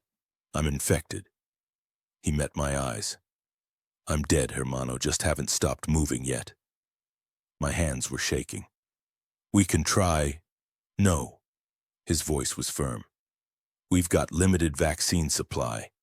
Every dose used on me is one less for someone who isn't already infected. The math doesn't work." "Fuck the math." "The math is all that matters." He grabbed my shoulders. "Listen to me. I'm not afraid of dying. Did it once already on the operating table in Kandahar. This is just slower." "Bishop, I need you to promise me something." He pulled out a piece of paper. "I've been writing instructions. I'd for after. I want to be useful. My body, Sarah can use it. Study the infection progression, might help develop a better cure." I couldn't speak. "And Axel? When I turn, I need you to kill me, clean, headshot. Don't let me become one of those things." "I can't." "You can. You will. Because that's what brothers do. They don't let each other suffer." We isolated him immediately. Quarantine room in the bunker, reinforced door, observation window. Sarah set up monitoring equipment. "I'll track the infection progress," she said quietly. "Document everything. If there's anything to learn, we'll learn it." Bishop was calm. Too calm. He'd accepted his death with the same professional detachment he'd had for every mission. Hour 6. Fever started. 101 degrees Fahrenheit. Hour 12. Aggression increased. He punched a wall. Broke his knuckles. He apologized immediately after. Hour 18. Cognitive decline. He couldn't remember my name for 30 seconds. I stayed with him the whole time, talking through the observation window, reminding him of missions we'd run, jokes we'd shared. The time in Kandahar when we'd held off 50 Taliban with nothing but rifles and bad attitudes. Hour 20. He was mostly gone, still aware but barely. Eyes clouding over. "Axel," he rasped. "Time. Soon. I know. Promise. You'll keep fighting." "I promise." "Good, unbrothered," he smiled slightly. "Tell Crown. He's ugly." Then the final transition hit. His eyes cleared for just a second, pure Bishop, pure consciousness, and he mouthed one word: "Now." I raised the pistol, aimed through the observation window. Bishop saw it, nodded slightly. I pulled the trigger. On the glass shattered. Bishop fell. Dead before he hit the ground. Sarah's reading showed infection at 87% completion. Another 10 minutes and he would have turned completely. We cremated him that night. Full military honors. Crown's entire organization attended. Even Anderson sent representatives. I kept his ashes in an ammunition box. Seemed appropriate. He was a good man, Crown said. He was an asshole, I corrected, but he was my asshole. The next morning I updated my kill log. Total kills 53, including one best friend. I closed the log, stared at my hands. They were steady, professional. Exactly what Bishop would have expected, but inside something had broken that wouldn't ever heal right. Sarah found me on the bunker roof that night. I was cleaning Bishop's rifle. He'd left it to me in his instructions. You did the right thing, she said. Doesn't feel right. It never does. But you gave him the end he wanted, quick, clean, with dignity. He deserved better than this apocalypse. We all did. She sat next to me. But we got what we got, and we keep going because that's what they would have wanted. She was right. Bishop wouldn't want me wallowing. He'd want me fighting. So I'd fight. For everyone we'd lost. For everyone still alive, until there was nothing left to fight for. Or until I joined Bishop in whatever came after. Whichever came first. They say grief makes you do crazy things. They're right. For 3 days after Bishop died, I did nothing. Sat in the bunker, stared at walls, couldn't sleep, couldn't eat, couldn't function. On day 4, something in me snapped. I geared up. Every weapon I could carry. SR-25, EM-4, 2 pistols, grenades, ammunition until I could barely move. Where are you going? Crown asked. Hunting. Axel, you're not thinking straight. I'm thinking perfectly straight. I chambered around. Bishop died because of the infected, so I'm going to kill every single one I can find. That's suicide. Probably. Sarah tried reasoning with me. Crown tried ordering his people to stop me. I went anyway. Took the fortress, drove into the most infected parts of Seattle, and started killing. No strategy, no tactics, just rage and bullets. Capitol Hill, 14 infected, headshots, efficient. University District, 23 infected, including 2 stalkers. Took some hits, but nothing critical. Downtown, 36 infected. Set up a kill zone in Pike Place Market, let them come to me. I lost count after 100. It didn't matter. Numbers didn't matter anymore. Day 2 of my rampage, the military found me. Anderson himself. Reaper, stand down. Negative. You're going to get yourself killed. That's the idea. He actually drove his Humvee into position to cut me off, blocked my next hunting ground. Bishop wouldn't want this, Anderson said. Bishop's dead. And you think dying will bring him back? Anderson stepped out of the vehicle. I've lost men, good men I called brothers. And yeah, I wanted revenge, wanted to burn the world down. So why didn't you? Because it wouldn't have brought them back, and it would have made their deaths meaningless. He looked at me. Your friend died fighting for something. Don't dishonor that by throwing your life away on a suicide mission. I wanted to argue, wanted to tell him he was wrong, but he wasn't.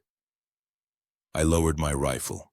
For the first time in 2 days, really looked at myself, covered in blood, injured in a dozen places I hadn't noticed, running on empty. How many? I asked. How many what? How many did I kill? Last 2 days. Anderson checked his drone footage. We counted 287 confirmed, probably more we couldn't verify. 287 in 2 days. I'd nearly doubled my lifetime kill count in a grief-fueled rampage. Come on, Anderson said. Let's get you back to your people. He escorted me to the bunker. Didn't arrest me.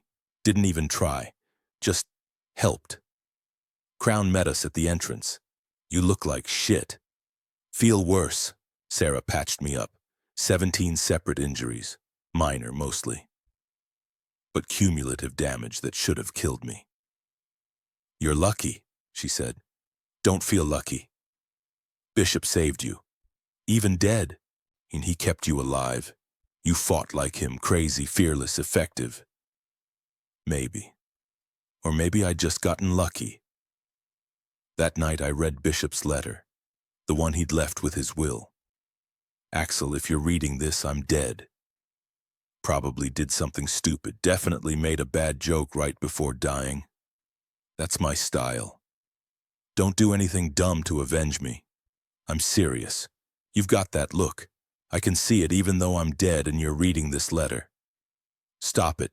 Keep fighting. Not for revenge, for the people still alive. That's what matters. We killed for money once, then for survival. Now kill for the future. Make it mean something. Also, you still owe me $50 from that bet in Kabul. If there's an afterlife, I expect payment. Your brother always, Bishop. I laughed, cried, both. The crazy bastard was right. Revenge didn't fix anything. But building something worth fighting for might. Over the next week, I threw myself into fortification projects, expanding safe zones, training new fighters, working with Sarah on vaccine distribution, made myself useful. Made Bishop's death count for something. Crown found me on the bunker roof one night. You doing okay? Define okay. Fair point. He sat down. Anderson's people found something. Thought you should know. What? Another nest, bigger than the one we destroyed, and it's heading this way. I closed my eyes. Of course it was. How big? Estimates put it at over 500 mutants, multiple variants, organized. Where? 20 miles north, moving south at about 5 miles a day. We had 4 days, maybe 5. We'll need everyone, I said. Military's already mobilizing. Anderson says this is it, the final push. We win this, we might actually have a future. I thought about Bishop, about all the people we'd lost. Then let's not waste it. 4 days to prepare for the fight that would determine if humanity survived in Seattle.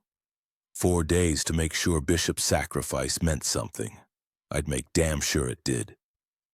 The final nest was massive. Drone footage showed a structure that had consumed 3 city blocks. Organic matter fused with buildings, streets, everything. At the center, another prime node, like Webb, but bigger. We're calling it Nest Mother, Sarah explained. Analysis suggests it's controlling every infected in a 50-mile radius. How many? I asked. Conservative estimate 800, worst case over 1,000. Crown whistled. And that's a small army. We've got a small army too, Anderson said. He'd brought everyone. 200 soldiers, all armed with our bunker weapons. Combined with our fighters, we had 300 defenders, against 1,000 monsters. The plan is simple, Anderson continued. We breach the nest, fight to the center, kill the mother. Everything else should become disorganized. Should, I questioned. It's the best theory we have. Fair enough. We mobilized every vehicle, every weapon. This wasn't surgical, this was total war. The assault began at dawn. Artillery first, borrowed from the National Guard armory Anderson had unlocked. Shells rained down on the nest, blowing holes in the outer structure. Then the breach teams went in. I led one team. Crown led another. Anderson took the third. Sarah stayed back with medical support, but she'd armed herself too. Everyone fought today. The nest interior was hell, organic walls pulsing with infection, eggs everywhere, and mutants, so many mutants. We fought room by room, corridor by corridor, every space contested. I switched between SR-25 for distance and M4 for close quarters. Professional, efficient. This was what I'd trained for my entire life. Kill 54, Stalker variant, ceiling ambush. Kill 55. Brute took 3 grenades, kill 60. Lost count. Didn't matter, we pushed deeper. Lost people, soldiers, fighters, civilians who'd volunteered. The casualties mounted. Crown's team got pinned down. We had to extract them, cost us 20 people. Anderson took a hunter claw to the shoulder, kept fighting anyway.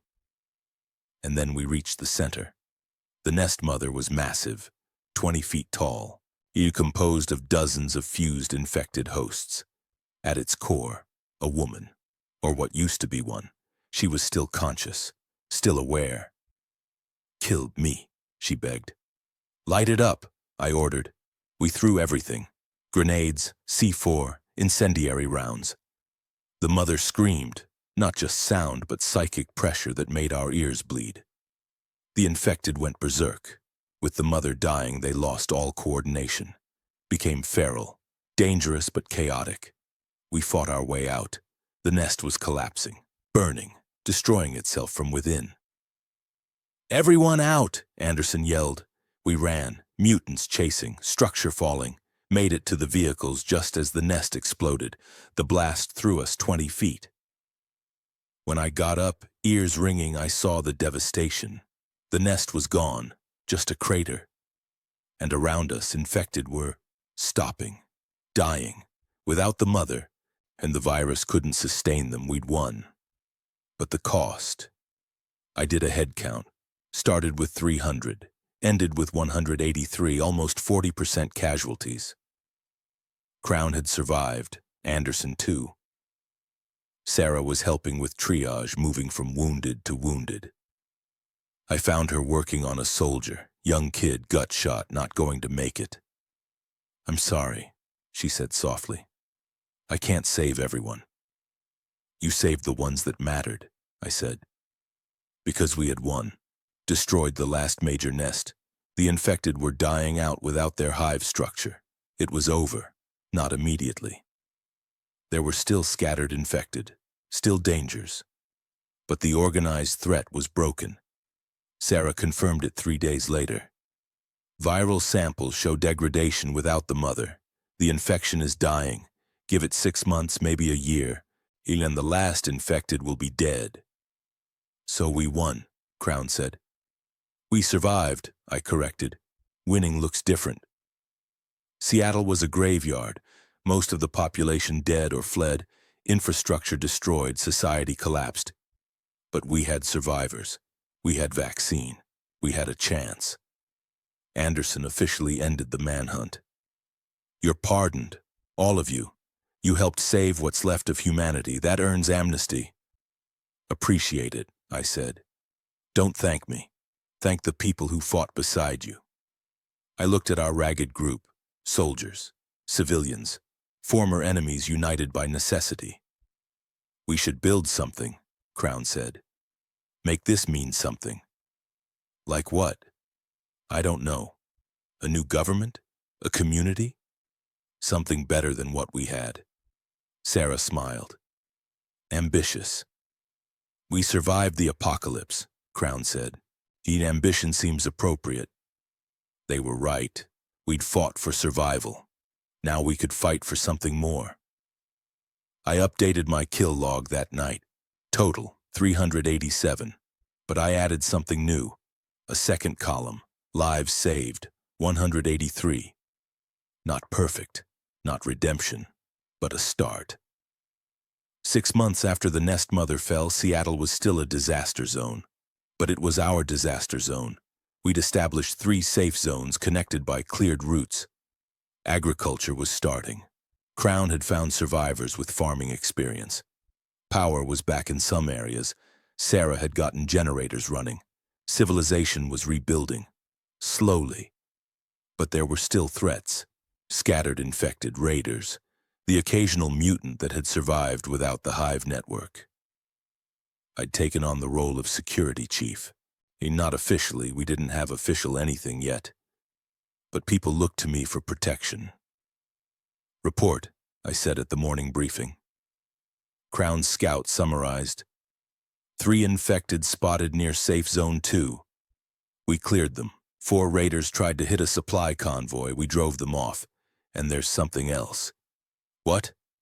Survivors reported seeing a creature north of the city. Big, smart, avoiding our patrols. I exchanged looks with Sarah. "Mutant?" Possibly, or just paranoia. Hard to tell anymore. I decided to investigate personally. Took a small team, 4 good shooters, and headed north. We found tracks. Big, clawed, fresh. "That's not infected," one of my team said. "That's something else." We followed the trail for 3 hours. It led to an abandoned warehouse. Inside, evidence of intelligence, and tools arranged deliberately, food stored, a nest but organized. "Hello," a voice called, female, scared. We raised weapons. "Show yourself." A woman emerged from the shadows, mid-30s, thin, clearly starving. But her eyes were clear, human. "Are you," I started. "Immune," she said. "I was bitten 3 months ago, but I didn't turn. The virus changed me, made me stronger, faster, but I'm still me." Sarah stepped forward. "That's impossible. The vaccine prevents infection, but it doesn't work post-exposure." "I wasn't vaccinated, I just survived." She held out her arm, healed bite marks, old scars. Sarah's eyes widened. "You're a natural immunity case. Your body fought off the infection without intervention." "Can you help me?" the woman asked. "I've been alone for so long." We brought her back. Sarah studied her blood. Found antibodies, natural resistance to the Lazarus virus. "If we can synthesize this," Sarah said excitedly, "we could create a cure, not just prevention, actual cure for active infections." "How long?" I asked. "Months, maybe years, but it's possible." Hope. Real hope. For the first time since the outbreak. We named the woman Patient Hope. She stayed with us, helping Sarah with research. But her discovery attracted attention.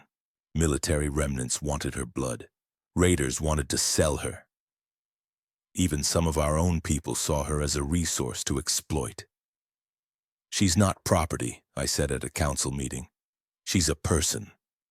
"She's the key to ending the virus," a counselor argued. "We should use her. Volunteer basis only. She decides how to help." It nearly tore our fragile government apart, but we held together, barely. Patient Hope chose to help, donated blood, participated in research, but on her terms. "Thank you," she said to me, "for treating me like a human." "That's what we're fighting for," I said, "to stay human." 3 months later, Sarah had a breakthrough, a prototype cure derived from Hope's antibodies. It worked on early-stage infections, could actually reverse the virus if caught within 12 hours. "This changes everything," Crown said. It did. People could be saved now. Families could be reunited if their infected loved ones were found early enough. We distributed the cure to every safe zone, trained medics on administration. Saved dozens of lives in the first week alone, but there was a cost. Producing the cure required Hope's continued blood donation. She weakened, got sick. "I can't keep this up," she admitted. "I'm dying." Sarah worked frantically to synthesize the antibodies artificially, but the research took time. Hope died before Sarah finished. "I'm sorry," Sarah said at the funeral. "I couldn't save her." "You saved hundreds with her help," I replied. "That counts for something." 2 weeks after Hope's death, Sarah completed the synthetic antibodies. We could produce cure without further blood donation. "We name it Hope Serum," Sarah declared. "In her memory." The cure spread, first to Seattle, then to other survivor enclaves, Portland, Vancouver, San Francisco. Humanity was coming back, slowly, painfully, but coming back. 1 year after the outbreak, we held the first election. Seemed stupid at first. We had maybe 5,000 survivors total in Seattle, hardly a population requiring formal government. But Sarah insisted, "If we don't establish rule of law now, we'll just recreate the same systems that failed us." The ballot was simple. Who leads? How do we organize? What laws do we want? Crown ran for governor. Anderson ran against him. Both wanted to lead. Both had different visions. I didn't run, just voted. Crown won, barely. "You sure you don't want a position?" he asked me. Security chief, official title and everything? I'm not a politician. You're a survivor, that's more valuable. I took the job, not because I wanted it, because someone had to make sure the new government didn't become the old government. We drafted a constitution, simple, based on the old one but adapted for our new reality. Right to life, right to defense, right to participate in decisions, and new rights, right to vaccine, right to cure, right to truth about what happened. That last one was mine. I pushed for full disclosure about Project Lazarus. Every file, every document, public record. Anderson opposed it. Some truths destabilize. Some lies destroy, I countered. We compromised, full disclosure, but gradually. Education programs to help people process the betrayal. It worked, mostly. Some people couldn't handle it. Riots broke out in Safe Zone 3. We had to restore order with force. But truth mattered more than comfort. The military officially disbanded. Anderson transitioned his soldiers into the new security force, integrated with our fighters, united chain of command. Strange how it worked out, Anderson said at the ceremony. Former enemies, now colleagues. War makes strange bedfellows, I replied. Peace makes stranger ones. Fair point. Sarah got her research facility, proper equipment, proper staff. She continued working on the virus, studying mutation patterns, preparing for potential future outbreaks. Just because we won this time doesn't mean we'll win next time, she said, always the optimist. I visited Bishop's memorial regularly. We'd built it on the bunker roof, a small monument with his name, rank, and a quote I'd chosen. He died so others could live. Honor his sacrifice by living well.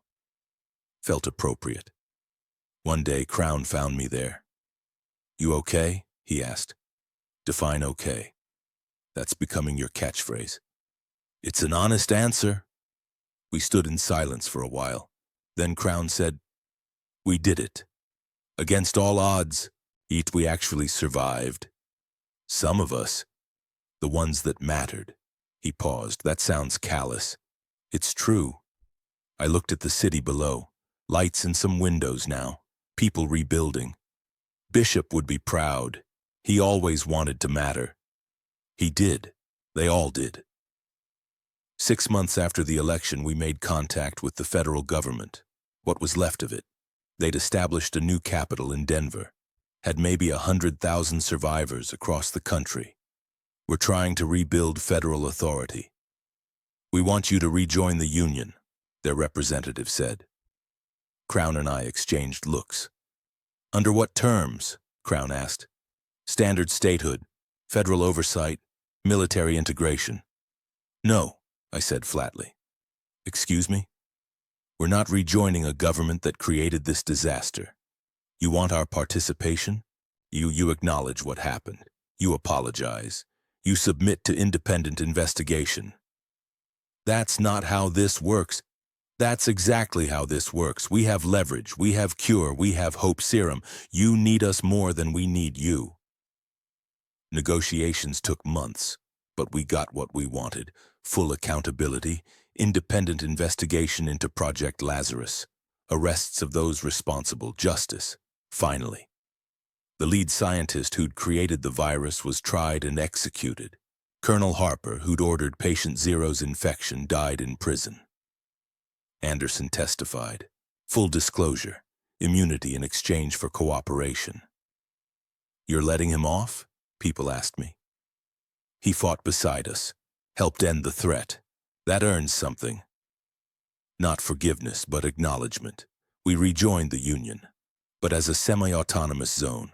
Our laws, in our government, federal support but local control. Best compromise we could get. Life slowly returned to normal, whatever normal meant now. People fell in love, had kids, built homes, started businesses. The apocalypse was becoming history, but we never forgot. 3 years after the outbreak, Seattle was almost recognizable again. Population had grown to 20,000. Agriculture was sustainable. Power grid was mostly restored. We even had schools running. The old world was gone, but the new world wasn't bad. I'd stepped back from active duty, trained the next generation of security forces, but didn't lead missions anymore. Too old, too tired, too many ghosts. "You're not even 40, Crown said when I announced my semi-retirement. "Feel 60. War does that. I'd taken up teaching instead. Combat tactics at the new military academy. Students who'd been kids when the outbreak hit, now old enough to defend their city. They called me Reaper. Not because I'd told them my call sign, because the legend had spread. "Is it true you killed 400 infected?" one student asked. 387, I corrected. "Keep accurate records." "Why?" "Because every death should mean something, even the enemies." They didn't understand. Not yet, but they would. Sarah continued her research, had made breakthroughs in understanding the virus, published papers that were shared with other survivor enclaves. "We're building a scientific community again," she said excitedly. "Trading knowledge, collaborating on problems. That's good. You should write about your experiences for the historical record." "I keep a kill log. That's enough. That's data. I mean the story, what you felt, what you thought. Future generations should understand." Maybe she was right. I started writing, not for publication, just for myself, processing what had happened. The memoir became therapy. Crown thrived as governor, tough but fair, built coalitions, managed conflicts, turned a survivor camp into an actual functioning government. "You thinking about federal office?" I asked him during a visit. "Hell no. I like it here. Simple problems, simple solutions." Nothing simple. Simpler than DC anyway. The Pacific Northwest had organized into a loose confederation. Seattle, Portland, Vancouver, BC working together. Trade, defense, shared resources. Other regions were doing the same. Midwest Alliance, Texas Republic, New England Coalition.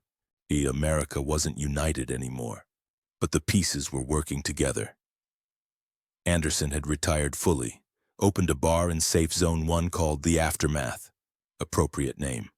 I visited sometimes. We'd drink, talk about the war, about what we'd lost. "Any regrets?" he asked once. "All of them," I said. "But I'd do it the same way again." That's the paradox, isn't it? Regret without alternative. That's command. We drank to absent friends. Bishop, Martinez, all the ones who didn't make it. 4 years after the outbreak, we held the first memorial service. Official recognition of what we'd been through. 50,000 names on the memorial wall. Everyone who died in Seattle during the outbreak. Bishop's name was there, so was Patient Hope's. So were the soldiers I'd fought beside and against. We survived, so they didn't die for nothing, Crown said in his speech. We built this new world as their legacy. Honor them by living well. Same thing I'd written on Bishop's monument. Guess some truths were universal. After the ceremony, I visited Bishop's grave. Actually grave this time. We'd found a real cemetery, buried his ashes properly. We made it, I said to the headstone. Humanity survived. You'd probably make a joke about that. Something about cockroaches and zombies. The wind blew, felt like an answer. I'm training kids now, teaching them to fight, to survive, to be better than we were. I paused. Still keeping count. 387 kills, 183 saves, net negative 204. Math didn't work that way, but it felt right to track. I'll make it positive, I promised. However long it takes, I'll save more than I killed. Ambitious, maybe impossible, but I had time. Sarah found me later. She'd been promoted to head of medical research, led a team of 50 scientists now. We're close to eradicating the virus entirely, she said, maybe 2 more years. That's good. Is it? She sat next to me. Part of me worries about what comes after. We united against a common enemy. What happens when the enemy's gone? We find new problems. Humans are good at that. Cynical. Realistic. But I understood her concern. War gave purpose. Peace required finding purpose on your own. Harder in some ways. We'll figure it out, I said. We always do. You sound optimistic. Don't tell anyone. Ruins my reputation. She laughed. First time I'd heard her laugh in months, and we sat together watching the sunset over Seattle. A city rebuilt, a society restored. Not perfect, but alive. That had to be enough. 5 years after patient zero. I stood on the bunker roof looking at the city below. Seattle stretched out, lights glowing in the gathering dusk. Almost looked normal. Almost. Crown had served 2 terms as governor. Stepping down next month. New generation taking over. Sarah had eradicated 98% of the Lazarus virus. Remaining 2% was isolated, contained, no longer a threat. The apocalypse was over. Officially. So why did I still feel like I was fighting? Because you're a warrior, Anderson said, joining me on the roof. He'd come up for the memorial anniversary. 5 years since the first outbreak. Warriors don't stop fighting, and we just find new battles. What's your battle now? I asked. Alcoholism mostly. You? Purpose. He laughed. Fair enough. We'd become friends, strangely. Former enemies bonded by shared trauma. He understood things Crown and Sarah couldn't. The weight of command, the cost of decisions. You training recruits tomorrow? He asked. Every day, 20 students this semester, good kids, smart, won't make our mistakes. They'll make their own. That's the hope. My kill log sat in my quarters. I'd stopped updating it daily. The final count, 412 kills, 217 saves, net negative 195, still in the hole, but improving. You know that math is bullshit, right? Anderson had said when I showed him. It's my bullshit. Let me have it. The memorial wall had grown. 60,000 names now. And as we found more bodies, identified more dead. 60,000 lives ended, but 20,000 living. That was the trade. Acceptable? No. Necessary? Yes. Bishop's grave was well maintained. People left flowers, not because they'd known him, because his story had become legend. The last stand of Bishop Kane. That's what they called it. The soldier who'd sacrificed himself to save his brothers. Wasn't exactly accurate, but it honored him. That mattered more than accuracy. I visited every week, told him about the students, about the city, about how we'd actually made it. You'd hate the bureaucracy, I said to the headstone. So much paperwork, no shooting, just meetings and votes and procedures. The wind blew. I imagined his voice. Sounds like hell, hermano. It is, but it's peaceful hell. You'd appreciate the irony. I'd written my memoir. Sarah had been right. Future generations needed to understand. The book was required reading in schools now. Outbreak, a soldier's account.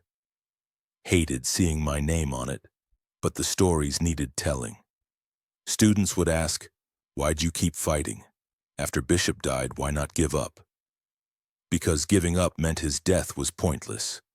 Better to make it mean something. They didn't always understand, but some did. The ones who'd lost people. The ones who carried their own ghosts. Those were the ones I could actually teach. Crown threw a retirement party. 5 years of survival deserved celebration. Speech, someone called out. I hated speeches, but stood anyway. 5 years ago, we thought the world was ending, and it was. The world we knew died, our loved ones died, or our society died. Silence. They'd heard this before. But we didn't die. We adapted. We fought. We survived. And we built something new. I looked around the room. Faces I knew, faces I'd saved, faces that had saved me. This isn't the world we wanted, it's the world we got. But it's ours. We made it. Through blood and loss and impossible choices, every person in this room sacrificed something, lost someone. I raised my glass. To the fallen. May their sacrifice never be forgotten. May our survival honor their memory. May the future be worthy of their loss. To the fallen, they echoed. We drank. Later, alone on the bunker roof again, I updated my log one final time. Total kills, 412. Total saves, 20,000, counting every survivor in Seattle. Net positive, 19,588. Math still didn't work that way. But psychologically, and it helped. I'd spent my life killing. War, survival, protection. 412 lives ended by my hand. But 20,000 saved, directly or indirectly, through fighting, through teaching, through building something worth saving. Bishop would say I was being too hard on myself, that kill counts didn't define worth. Maybe. But I kept the log anyway. Honesty mattered. Sarah found me later. She'd been crying. Good tears, she assured me. We did it, she said. We actually did it. Humanity survived. Some of us. The ones that mattered. She used Crown's old phrase. Axel, you trained 300 security personnel. Each one has saved dozens of lives. Your students will save thousands. The ripple effect of your choices is immeasurable. That's not how I measure. I know, but it's true anyway. Maybe it was. And the city lights spread below us. 20,000 souls. Building, learning, living. We'd fought for this, died for this, sacrificed for this, and it was worth it. Not perfect, not what we'd wanted, but alive. Bishop's voice in my memory. That's good enough, hermano. That's good enough. Yeah, it was. I closed my log, put it away, didn't need to count anymore. The war was over. Time to learn how to live in peace. Turned out that was the hardest mission of all. But I'd survived the apocalypse. I'd survived this too. The end.